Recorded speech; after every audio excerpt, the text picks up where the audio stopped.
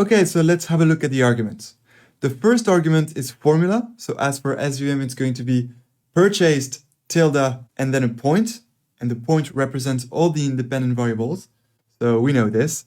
Then data. Okay, so yes, you need to specify the data because you want to specify the data set on which you want to train your kernel SVM model.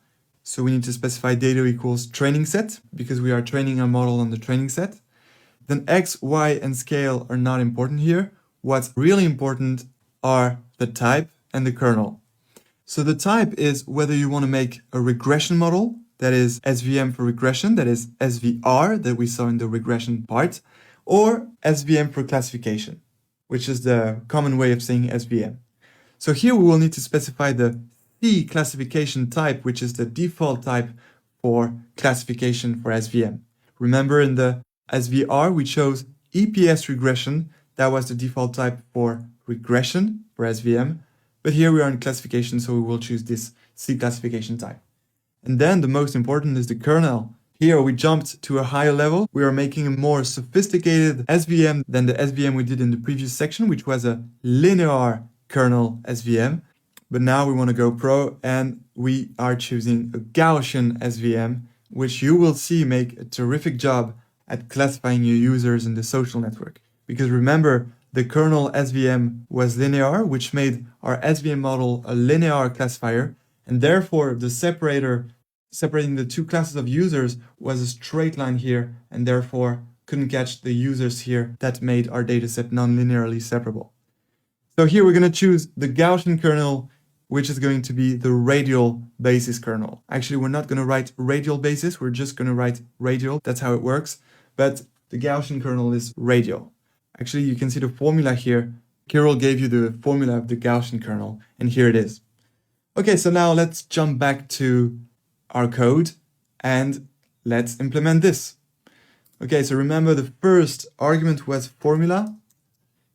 And then here we have to first take the dependent variable, which is purchased. You know, if you go back to our data set, this is the dependent variable and this is purchased. Then tilde, which is alt n, and then a dot to take all the independent variables of our training set. That is, we're taking age and estimated salary. All right, then comma to go to the next argument, enter, and then the second argument. So the second argument, remember, it was data equals the training set. Okay, and then the next parameter, what was it? It was type. Type equals C classification. Actually, we don't really need to input the type here because it's the default type. But let's specify this to, make the distinction between SVM for regression, SVR, and SVM for classification, kernel SVM here.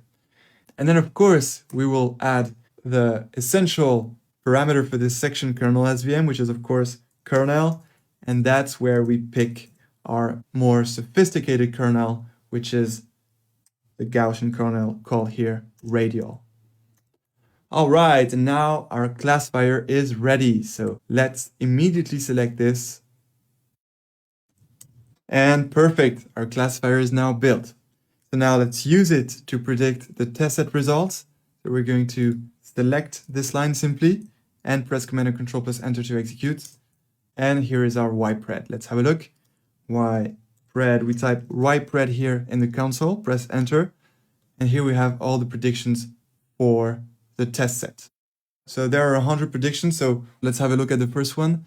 So we need to compare this ypred, which is the vector of predictions, with the true results of the observations, the true results whether they bought yes or no the SUV.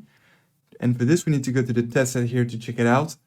So let's see. The 1, 2, 3, 4, and 5 users didn't buy the SUV in reality, and our predictor predicted that these same 5 users didn't buy the SUV. So that's some correct predictions. It's a very good start. Then if we look at the next observation, we have one here, one here, one here, one here. So that makes the 8 first predictions correct predictions. And here we have our first mistake, our first incorrect predictions, because for the user number 22, our classifier predicts that this user wouldn't buy the SUV, and in reality, it did. If we look at the number 22, we can see that we have a 1 here, which means that this user bought the SUV. Okay, but the best way to look at these predictions is to use the confusion matrix. So let's do this. The section is here already. We don't have to change anything. The template is there to ease our work. So let's select this line, plus Command and Control plus Enter to execute. And here we have our matrix. So we're going to look at it in the console. So CM here, Enter, and here is the matrix. Okay, so what do we have here? We have 58 plus 32 equals 90 correct predictions, and 4 plus 6 equals 10 incorrect predictions. So that's not too bad.